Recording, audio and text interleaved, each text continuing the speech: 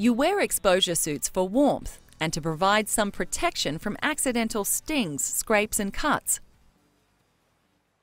The three primary types are wetsuits, dry suits and skin suits, which are sometimes called bodysuits. You use wetsuits in water as cold as 10 degrees Celsius or 50 degrees Fahrenheit to 30 degrees Celsius or 86 degrees Fahrenheit. They're made of foam neoprene. Water seeps into the suit and gets trapped, which is why they're called wetsuits.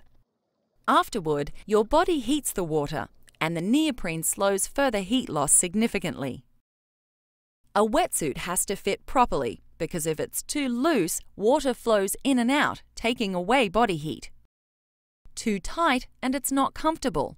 So, be sure to get a professional fitting.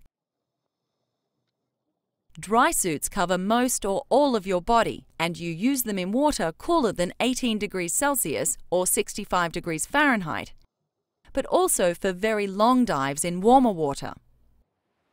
As the name says, the suit keeps you dry. An undergarment and an air layer, and sometimes the suit itself, insulate you.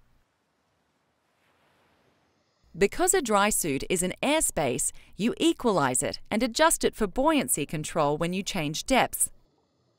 You learn to do this in the PADI Dry Suit Diver course, and your instructor will familiarize you with dry suit operation if you use one in this course.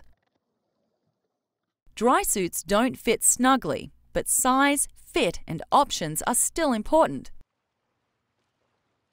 Skin suits provide some sting, cut, scrape and sunburn protection, but little or no insulation. You wear them by themselves in very warm water, or under a partial wetsuit in moderately warm water. Many divers wear skin suits to help them put on wetsuits. Exposure suits come in different styles, and you can choose from different accessories and options. Wet and dry suits insulate you so effectively that overheating can be an issue when it's hot out. Avoid this by setting up your kit before putting on your suit, and put the suit on at the last possible moment. Stay in the shade if possible.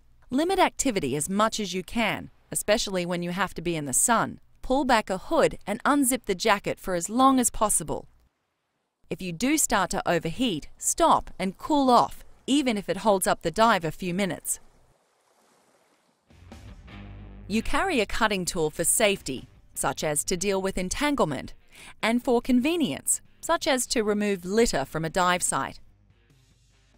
You can choose from 4 basic types, though some areas regulate the types and sizes of cutting devices. Dive knives range in size and usually have a smooth and serrated cutting edge. Dive tools are similar, but they replace the pointed tip with a prying tip.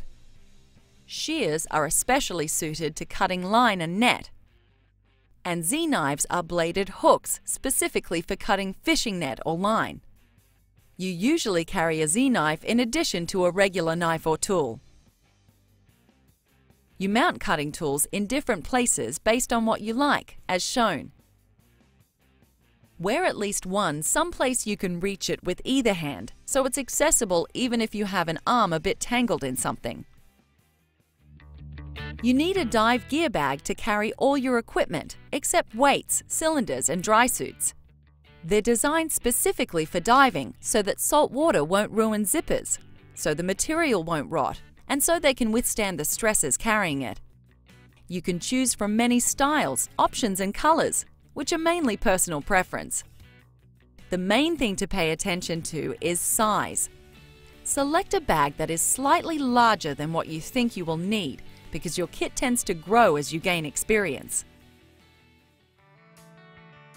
As a diver, there are 3 primary instruments you use: your SPG, dive computer, and compass.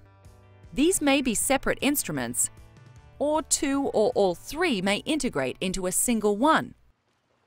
You're already familiar with SPGs. Dive computers track your depth, time, and give you time limits.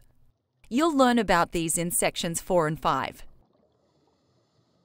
Your compass gives directional information so you can find your way. You'll learn about doing this a bit later as well. Besides these, there are optional instruments. Before dive computers, divers used depth gauges and watches for use with dive tables. You will need these if you use the RDP table or ERDPML instead of a computer. Dive watches are popular lifestyle accessories, the badge of a diver, if you will. Many divers who have computers also have dive watches for that reason, as well as having another way to time their dives. Thermometers help you learn how much exposure protection to use. Although you can get a separate thermometer, your SPG or dive computer may already have one. Dive instruments are robust, but shield them from impact and don't drop them. Keep them out of prolonged exposure to direct sunlight and high heat. Other than rinsing instruments, the primary special care is changing the batteries as directed by the manufacturer. See the manufacturer literature for any additional requirements.